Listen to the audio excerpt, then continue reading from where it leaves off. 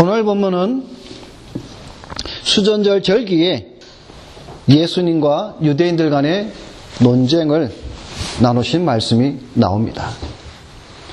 때는 겨울이라. 자, 먼저 우리가 이 수전절이 뭔가를 잠깐 우리가 한번 살펴보고 말씀을 보도록 하겠습니다. 수전절은 원래 이스라엘의 절기는 아니었습니다. 후에 이 절기가 만들어졌는데, 여러분, 우리가 구약 성경 마지막 말라기 시대로부터 신약 성경 맨 처음인 마태복음까지의 공백 기간이 있었습니다. 대략 400년의 공백 기간이 있었습니다. 그래서 이 시기를 우리는 중간기라고 우리가 말을 합니다. 이 400년 동안의 역사에 하나님의 침묵이 있었죠. 하나님의 그 어떤 계시나 역사가 없었습니다. 그래서 처음에 이 마태가 이 복음서를 기록할 때에 세상 사람들에게 복음, 기쁜 소식, 다시 말해서 주의 말씀, 주의 계시, 400년 동안 침묵해왔던 그 역사 속에 하나님의 복음, 하나님의 계시가 들렸다는 것은 얼마나 기쁜 소식이겠습니까? 그죠? 긴 시간 속에. 자, 그러면 이 400년의 시간 동안에 어떤 일이 있었는가? 우리가 이스라엘의 역사를 잠깐 볼 필요가 있습니다. 우리가 다니엘서나 요한계시록에 보면은 장차 되어질 일, 예언에 대한 그러한 신상을 통해서 바벨론과 메데파사, 페르시아죠. 그 다음에 이 메데파사, 페르시아를 멸망케 한 왕조가 다시 일어나죠. 그 왕조가 바로 헬라 제국입니다. 그 유명한 알렉산더 대왕이 헬라 제국을 일으킵니다. 그러나 우리가 여러분들 잘 알다시피, 역사를 통해 알다시피 이 알렉산더가 젊은 나이에 죽습니다. 33세에 갑자기 죽습니다. 그러다 이 헬라 제국이 네 왕조로 또 갈라집니다. 이 알렉산더가 다스리를 했던 네 장군에 의하여서 그 나라가 또 넷으로 갈라집니다. 그 넷으로 갈라진의 역사가 그 400년 안에 그 헬라 제국과 그 네 나라를 가진 그 역사가 바로 400년 안에 있었던 일입니다. 자, 그런데 이 네 나라, 알렉산더 대왕의 장군이었던 이 네 명이 각자 땅을 나누어서 영토로 나눕니다. 그래서 셀루큐스, 프톨레미, 리시마쿠스, 카산더, 이 네 영토로 나뉘어집니다. 그런데 우리가 여기서 유효하게 보아야 될 두 왕조가 있는데, 그것은 바로 프톨레미와 셀루쿠스입니다. 이 프톨레미는 어느 지역을 영토를 가졌냐면은 오늘 그 이집트 지역, 그리고 팔레스타인의 남부 쪽을 가졌고, 이 셀루쿠스는 그 팔레스타인의 중반부터 그 위에 메소포타미아, 가장 큰 땅을 차지한 사람이 바로 이 셀루쿠스입니다. 그래서 이 팔레스타인 초창기에는 이 프톨레미의 지배를 받았습니다. 그런데 이 프톨레미는 친화적인, 그래서 자유가 있었습니다. 그런데 나중에 이 프톨레미와 이 셀루쿠스가 또 전쟁을 하게 됩니다. 그래서 결국 이 셀루쿠스가 그 팔레스타인의 남부 쪽까지 다 장악을 해버리게 되죠. 그러다 보니까 이스라엘, 그 팔레스틴은 이제 셀루쿠스의 손 안에 들어가서 이제 지배를 받게 됩니다. 그런데 이 셀루쿠스, 다른 말로 말하면 시리아, 이 시리아 왕조의 안티오코스 4세가 권력을 잡았을 때에 이 안티오코스 4세는 어떤 정책을 썼냐면 헬라화 정책을 씁니다. 다시 말해서 이스라엘 민족을 전부 다 헬라화 시킵니다. 다 헬라화 시킵니다. 여러분이 한국이 일제 36년 동안에 일본이 한국을 점령하였을 때에 어떤 일을 했습니까? 다 바꿔버렸죠. 이름도 일본말로. 다 일본말로 바꿨죠. 문화나 정치나 사회나 모든 것을 다 바꾼 것처럼 이 안티오코스 4세도 이 헬라 정책을 통해서 모든 것들을 말이나 언어나 모든 것들을 다 헬라어로 바꿉니다. 그런데 더 나아가서 무엇까지 바꿔버리냐면은 종교까지 바꿉니다. 여러분, 유대인들이 정말 그 자부심 대단하지 않습니까? 성전을 향한 그 자부심은 대단합니다. 그런데 이 안티오코스 4세가 이 헬라어 정책을 쓰면서 이제 종교까지 이제 침범을 하게 됩니다. 그러다 보니까 어떤 일이 이루어지냐면 이 안티오코스는 칙령을 내려서 유대인들이 행해온 할례를 금하게 합니다. 만일에 이것을 어긴 어머니나 여자들은 바로 죽여버립니다. 그리고 안식일도 지키지 못하게 하였고 그 당시 모세 오경 그것을 가지고 있는 것조차도 다 죽여버립니다. 그러나 더 이 유대인들을 격분시킨 것은 뭐냐면 예루살렘 성전 안에 무엇을 갖다 놓냐면 제우스 신상을 갖다 놓습니다. 그리고 그 성전 안에 쓰였던 성물들을 다 돼지피로 다 사용해버립니다. 돼지피, 우상의 피 이런 모든 것들로 그 성물들을 사용을 합니다. 그러니까 이 유대인들이 충격을 받게 되는 거죠.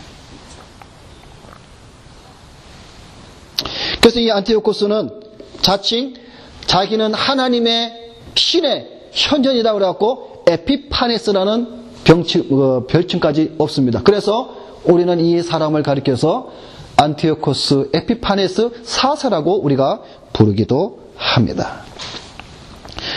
그러다 보니까 이 경건한 유대인들은 이 안티오코스 4세의 핍박을 피해서 산으로 도망을 갑니다. 그러다가 발각되면 죽기도 합니다. 그러한 시기 속에 유다 지역의 작은 마을인 모디인이라는 마을에 유대인 저항운동이 이제 일어나게 됩니다. 이들은 신앙의 순수성을 지키기 위해서 순교로 각오로 일어났는데 이들 가운데에 하스몬 왕가의 뿌리를 둔 마따디아라는 사람이 있는데 이 사람에게는 5명의 아들이 있었습니다. 그래서 이 마따디아는 이 자기의 5명의 아들들과 함께 저항운동을 펼쳐나갑니다. 그런데 그 중에 셋째 아들인 유다가 있습니다. 그 유다가 있는데 그 셋째 아들의 별명이 뭐냐면 새망치입니다. 새망치.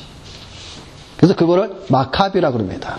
그래서 우리는 그 사람을 유다 마카비라고 부릅니다.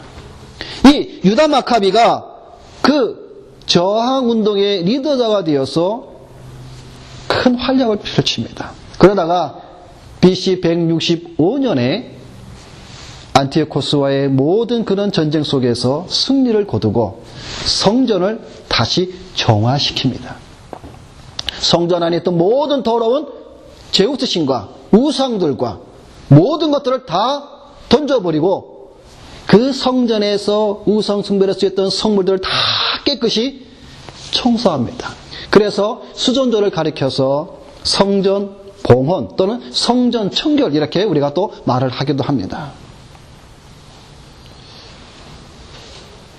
자, 이러한 일들이 언제 일어났냐면 바로 BC 165년 기스르월 12월 25일 겨울에 이 모든 일이 이제 일어났습니다. 그래서 이날로부터 8일간 이 절기를 지킵니다. 그래서 오늘날까지 유대인들은 이 날을 뭐라고 부르고 있냐면은 하누카라는 절기로 오늘날까지 지켜오고 있습니다. 그래서 첫째 날은 촛불 하나를 켭니다. 둘째 날은 촛불 2개를 켭니다. 그러니까 8일 동안 하니까 촛불이 8개가 켜지는 것이죠. 그래서 이 날을 빛의 축제라고도 부릅니다.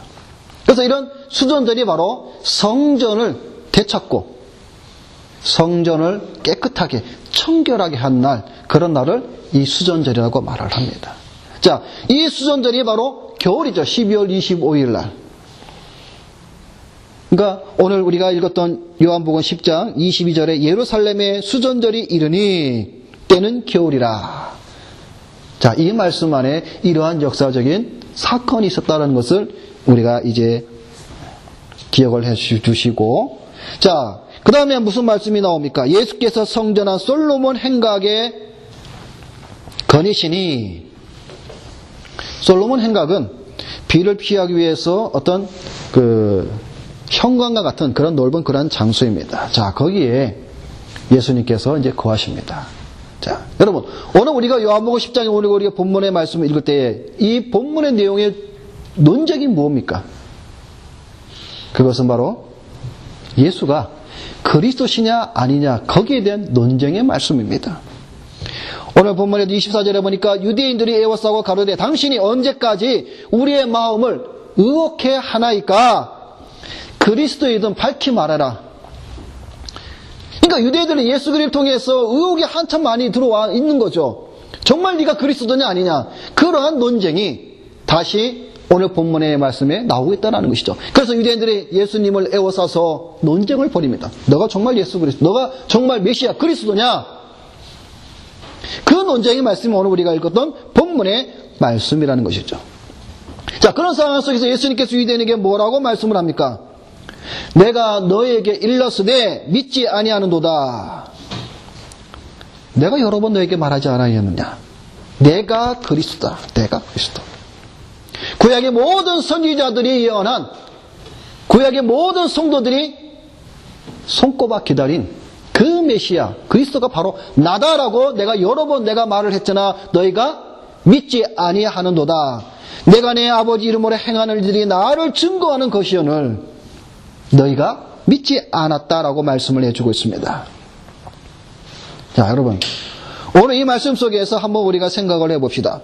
내가 내 아버지의 이름으로 행하는 일들이 나를 증거하는 것, 무엇을 증거했습니까? 그리스도라는 것을 증거했는데 아버지의 이름으로 행하는 일들, 예수님께서 아버지의 이름으로 행하신 일들, 그것이 내가 그리스도라는 증거라고 말씀을 해주고 있는데 아버지의 이름으로 행하신 일들이 무엇이었습니까?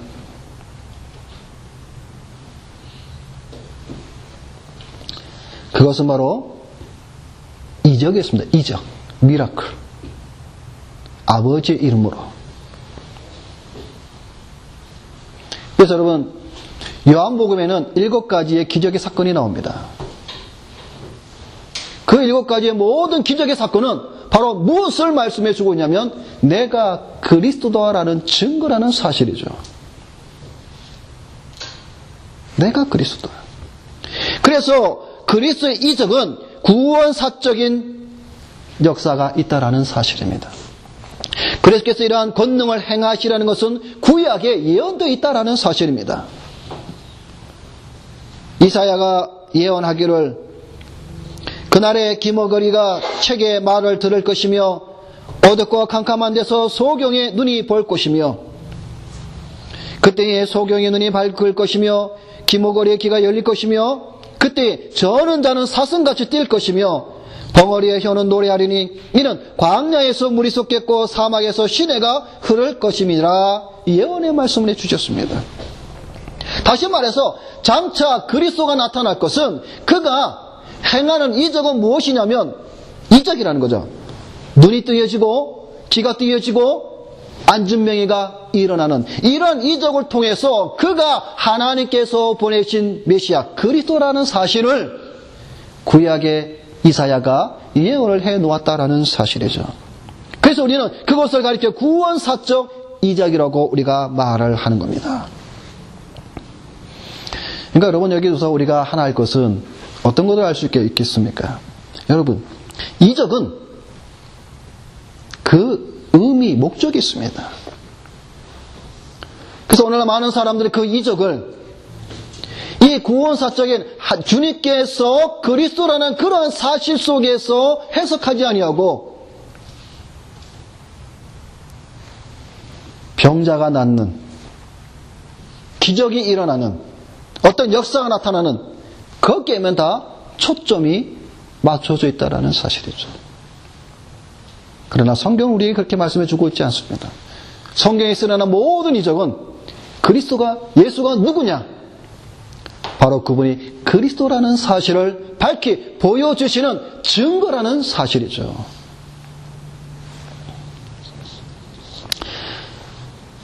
그런데 유대인들은 이것을 보고도 예수께서 그리스도이심을 믿지 않았습니다.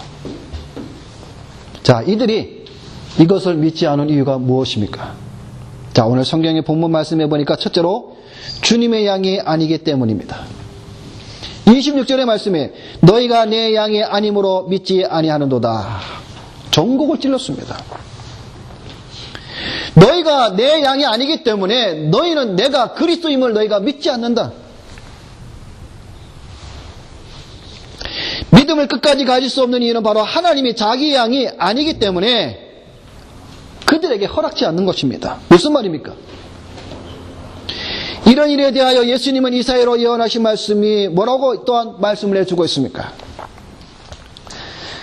마태는 이렇게 이사야의 예언을 인용을 하고 있습니다. 마태복음 13장에 보면 이사야 예언이 저에게 이루었으니 일러스되 너희가 듣기는 들어도 깨닫지 못할 것이요 보기는 보아도 알지 못하리라. 이 백성들의 마음이 완악하여져서 그 귀는 듣기에 둔하고 눈은 감았으니 이는 눈으로 보고 귀로 듣고 마음으로 깨달아 돌이켜 내게 고침을 받을까 두려워함이라.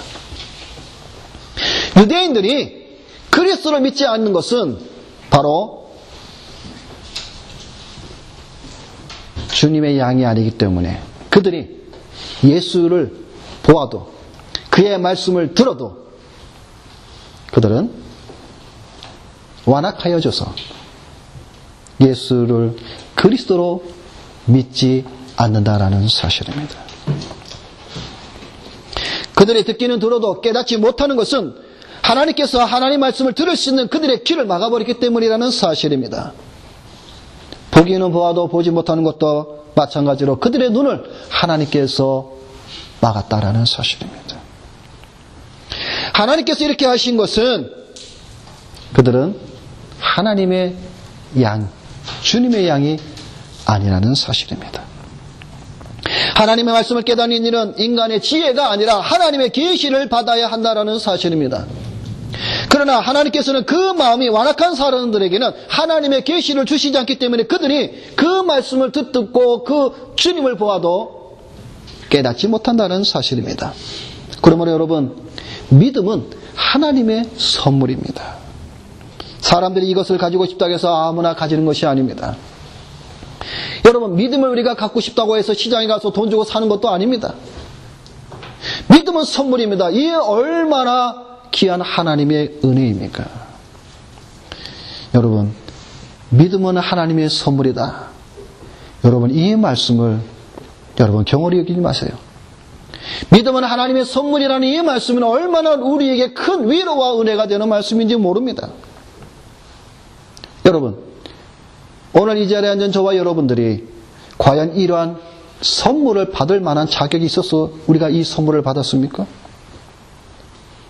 오늘 이 자리에 앉은 여러분들 중에 누가 감히 나는 하나님께로부터 이러한 은혜, 이러한 믿음을 받을 수 있는 자격이 있다라고 담대히 말하는 자가 누가 있겠습니까?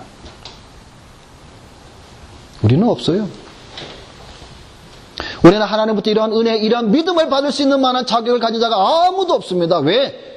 우리는 날마다 행하는 것은 죄밖에 없겠고, 우리가 날마다 행하는 것은 교만하고, 우리는 하나님의 은혜의 그 선물 믿음을 받을 만한 자격이 우리는 눈꼽만치도 없는 자입니다.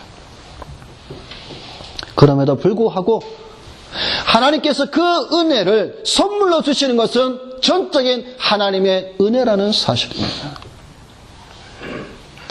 하나님의 은혜. 오늘 저와 여러분들이 이러한 우리에게 예수 그리스도를 믿을 수 있는 그 믿음을 주신 그 하나님의 은혜,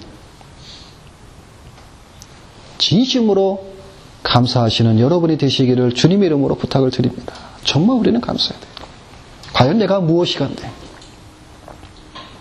내가 무엇이간데? 지렁이만도 못한 내가, 버려지만도 못한 내가 과연 그러한 하나님의 귀한 은혜의 선물을 받았다는 그 자체가 여러분 복인 줄로 믿으시기를 바랍니다.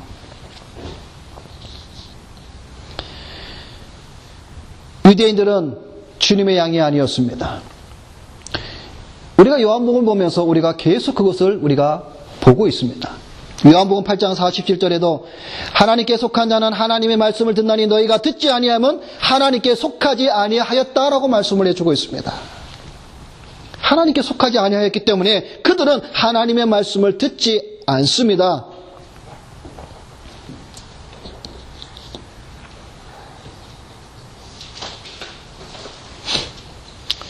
하나님의 말씀 듣는 자들은 주님의 양이죠. 주님의 양이 아니기 때문에 주님의 말씀을 믿지 않기에 주님을 따르지 않습니다. 목자를 따르지 않습니다. 지난주 우리가 말씀을 본 것처럼 4절에 보니까 양들이 그의 음성을 아는 고로 따라오되라고 말씀을 해주고 있는데, 즉 주님의 양들은 그 주님의 음성 그거를 알기 때문에 주님을 따라갑니다. 자기의 십자가를 지고 목자를 따라갑니다. 목자가 좁은 길로 갈지라도 그 길을 따라갑니다. 왜? 주님의 양이기 때문에. 주님의 양이라면 주님이 가신 십자가의 길, 좁은 길, 골고다의 언덕길 따라가는 자들이 주님의 양이다라는 사실입니다.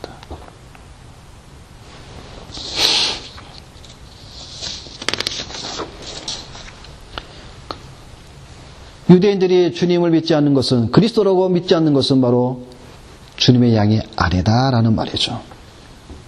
자, 두 번째로는 오늘 본문 말씀에 보면, 그러나 주님의 양들은 압니다. 오늘 본문 27절 말씀에 보니까 내 양은 내 음성을 들으며 나는 저희를 알며 저희는 나를 따르느니라 말씀을 해주고 있습니다. 주님의 양들은 무엇을 압니까? 무엇을 안다고 말씀해 주고 있습니까? 음성을 안다. 주님의 양들은 자기의 목자의 음성이 무엇인지를 기억하고 있다는 것이죠. 안다라는 것이죠. 그래서 자기의 목자가 부를 때에 매 하고 양들은 간다라는 것이죠. 간다라는 것이죠. 우리 아이들도 마찬가지잖아요. 그죠? 우리 아이들도 많은 사람들이 있는데 모르는 사람이 아무개야 부른다고 따라가는 사람이 없죠. 여러분, 모르는 사람이 어떤 아이의 이름을 부르는 것은 뭔가 음모가 있는 것이죠. 그 아이를 유괴해서 그 아이의 생명을 뺏고 악한 짓을 하기 위함이죠. 그러니까 아이들도 자기의 부모가 부르지 않는 이상은 원래 정상적으로는 우리가 알기로는 따라가지 않죠. 안 따라갑니다. 모르는 사람인데.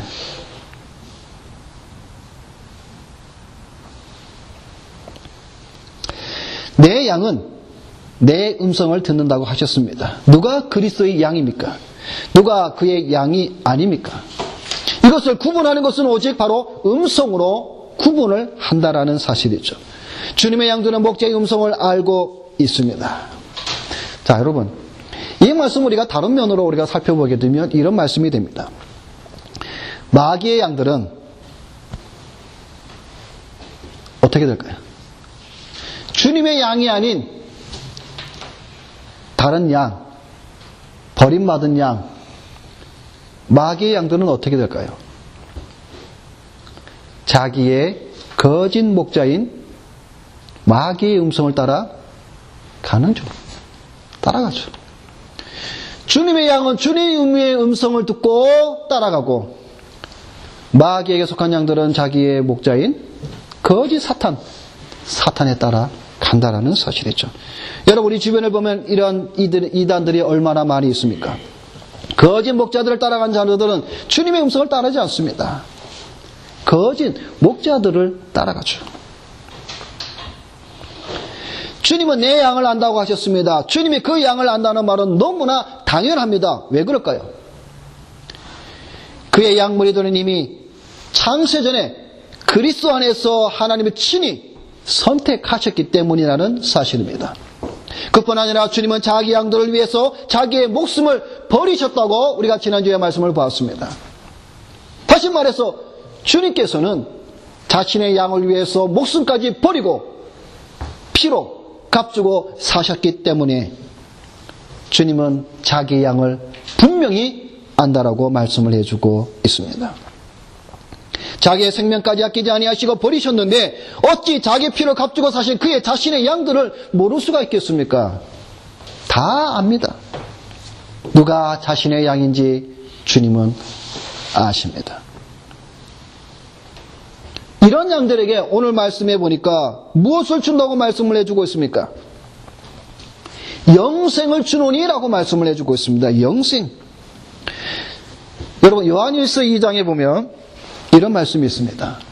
그가 우리에게 약속하신 약속이 이것이니 곧 영원한 생명이니라. 목자는 자기에게 속한 양들에게 영원한 생명, 영생을 준다고 말씀을 해주고 있습니다. 더 나아가서 주님은 뭐라고 말씀해주고 있습니까? 자신의 양은 단 한 마리라도 아무 누구에게도 빼앗기지 않는다라고 말씀해주고 있습니다. 28절에 죄를 내 손에서 빼앗을 자가 없느니라. 여러분 이 말씀이 얼마나 큰 위로가 되는지 모르죠? 주님께 속한 양들은 어느 누구도 빼앗아 갈 수가 없다라고 말씀을 해주고 있는 것입니다. 내 손에서 빼앗을 자가 없다. 주님의 손에서 빼앗을 자가 없습니다. 사도 바울은 고백하죠. 내가 확신하노니 사망이나 생명이나 천사들이나 권세자들이나 현재일이나 장래일이나 능력이나 높음이나 깊음이나 다른 아무 피조물이라도 우리를 우리 주 그리스도 예수 안에 있는 하나님의 사랑에서 끊을 수 없다. 빼앗아갈 수가 없습니다. 왜 그럴까요? 왜? 그가 그 양을 위해서 목숨을 버리셨고 핏값으로 사셨기 때문입니다. 왜 그럴까요? 오늘 본문 말씀해 보니까 29절에 아버지는 만유보다 크시다고 말씀해 주고 있기 때문에 만물, 만유보다 크시기 때문에 여러분 만유라는 말이 무슨 말인지 압니까? 우리가 찬송가도 부르죠. 만유의 이런 찬송도 부르시. 만유라는 말이 무슨 말입니까? 만유라는 말은 우주에 존재하는 모든 것을 말합니다. All things, 모든 것을 말합니다. 모든 것보다 크신 하나님께서 그 손에 붙잡고 계시는데 누가 그 만군의 우리 하나님의 그 손에서 빼앗아 갈 자가 있겠습니까? 정사나 권세자들이나 높음이나 깊음이나 그 어느 아무 다른 피조물이라도 하나님의 그 권능의 오른손에서 빼앗아갈 자가 아무도 없습니다. 요한복음 6장에 나를 보내신 이의 뜻을 행하려 함이니라. 나를 보내신 이의 뜻은 내게 주신 자 중에 내가 하나도 잃어버리지 아니하고 마지막 날에 다시 살리는 이것이니라. 요한은 계속해서 말씀하고 있습니다. 내가 하나도 잃어버리지 아니하리라. 요한복음 17장 말씀에도 보면 내가 저희와 함께 있을 때에 내게 주신 아버지의 이름으로 저희를 보존하와 지키었나이다. 그 중에 하나도 멸망치 않고 오직 멸망의 자식뿐이오니 한 심령도 멸망치 않고. 요한복음 18장에도 요한은 이렇게 말씀합니다. 이는 아버지께서 내게 주신 자 중에서 하나도 잃어버리지 아니하였사옵나오니 하나도 잃지 않는 이러한 말씀들을 오늘 요한은 우리에게 계속해서 말씀해 주고 있습니다. 여러분, 우리의 영혼을 택하신 우리가 택함받은 그 양은 그 어느 누구도 빼앗아갈 수 없을 뿐만 아니라 그 어느 한 양도 잃어버리지 아니하고 멸망치 아니하고 주께서 붙잡고 계신다라는 사실입니다. 주님의 양들은 주님의 음성을 알기에 주님을 따라가는 자들이죠. 마지막으로 세 번째 말씀을 보게 되면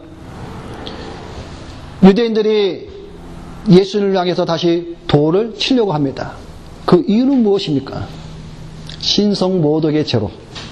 다시 말해서 나와 아버지는 하나인이라는 그 말을 통해서 그들은 다시 돌을 들어서 예수를 죽이려고 합니다. 우리가 앞서 말씀을 본 것처럼 그들은 주님의 양들이 아니기 때문에 주님의 말씀을 깨닫지 못하고 오히려 그를 향해서 돌을 들었다라는 사실이죠. 예수께서 나와 아버지는 하나이라고 하신 말씀이 어떤 말씀입니까? 여러분, 오늘 우리가 본문의 이 말씀은 비록 짧은 말씀이지만 이 말씀 속에는 엄청난 우리의 신앙의 고백이 들어있습니다. 나와 아버지는 하나니라. 여러분, 여기서 하나인이라는 이 말의 뜻이 무엇이겠습니까? 바로 본질이 하나님과 같다라는 사실입니다. 비록 짧은 이 말씀이지만 삼위일체에 대한 신앙의 고백의 이 말씀이 바로 나와 아버지는 하나이라 이 말씀 속에 들어져 있습니다. 본질적으로 그가 아버지로 더불어 일체로서 영원하신 하나님 아들이시기 때문에 그러나 유대인들은 이것을 믿지 않고 그를 죽이려고 하였습니다. 참남이라는 말을 써가면서 그들은 예수를 죽이려고 했던 것입니다. 나와 아버지는 하나이라 이 말씀은 본질에서 아들은 아버지와 하나라는 사실입니다. 아버지와 하나. 무엇이? 본질이. 그러니까 예수는 무엇을 말씀해 주고 있습니까? 나는 하나다. 나는 하나님이다. 나는 그리스도라는 것을 말씀해 주고 있다라는 사실입니다. 아들과 아버지는 한 본질, 말하자면 한 본체가 되십니다. 성경은 우리에게 이렇게 말씀을 해주고 있습니다. 빌립보서 2장에 보면 그는 근본 하나님의 본체시나 그리스도는 주님은 하나님과 근본 본체라고 말씀해 주고 있습니다.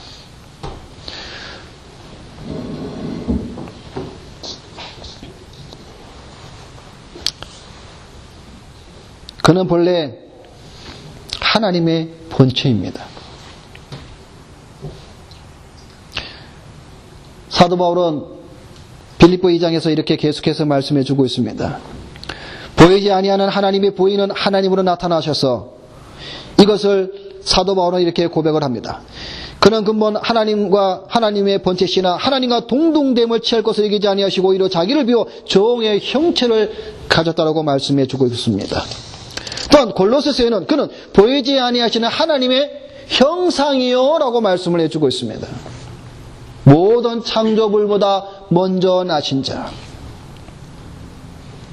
그리고 하나님 아버지를 보여달라고 말하는 빌립에게 이렇게 말씀을 합니다. 주님은 나를 본 자는 아버지를 보았거늘 어찌하여 아버지를 보이라 하느냐. 여러분, 예수님은 하나님의 본체였고 그의 영광도 하나님의 영광의 그 광채 자체입니다. 여러분, 우리가 지난 주일날 성경 공부하면서 웨스민스터 신앙고백서 2장 3항의 삼위일체 하나님에 대한 고백을 우리가 보았습니다. 하나님의 본체는 하나이시며 곧 동시에 삼위이시다. 즉 본체와 능력과 영원성에 있어서 동일하신 성부 하나님과 성자 하나님과 성령 하나님이시다. 여러분, 이 신앙의 고백이 얼마나 위대한 고백인지 우리의 고백이 됩니다. 나와 아버지는 하나이라는 이 말씀 속에 바로 삼위일체 하나님에 대한 신앙의 고백이 들어져 있다라는 사실입니다. 그러나 유대인들은 이 진리를 깨닫지 못하기에 그들은 예수를 죽이려고 했습니다. 레위기 24장에 보면 여호와의 이름을 회방하면 그를 반드시 죽일지니 온 회중이 돌로 그를 칠 것이라. 외국인이든지 본토인이든지 여호와의 이름을 회방하면 그를 죽일지니라. 이 말씀을 들어서 유대인들은 돌을 들어 하나님의 이름을 참남하게 말하는 예수를 죽이려고 했던 것입니다. 이러한 일들이 일어난 원인이 무엇입니까? 바로 오늘 말씀을 통해서 우리가 알 수 있는 것은 그들은 주님의 양이 아니고 그들은 선택받은 자들이 아니고 그들의 아버지는 요한이 말씀해 주신 것처럼 거짓 아비 마귀가 너희의 아비라는 사실이죠. 말씀을 맺습니다. 예수가 그리스도시냐 아니냐는 논쟁 속에 나와 아버지는 하나이라고 하신 이 말씀을 믿을 수 없는 유대인들은 결국 주님의 양이 아니었기에 믿을 수가 없었고 오히려 주님을 죽이려고 했습니다. 그러나 주님께 속한 양들은 예수가 그리스도이심을 알며 믿습니다. 여러분, 오늘 우리도 주님의 양이라면 예수가 그리스도이심을 우리가 믿는 것입니다. 그들에게 영생을 주실 뿐만 아니라 어느 누구도 이 영생을 빼앗을 갈자가 없다고 말씀하고 있습니다. 이러한 놀라운 하나님의 은혜가 오늘 이 시간에 여러분의 심령에 이 은혜가 있기를 주님의 이름으로 부탁을 드립니다. 기도하겠습니다.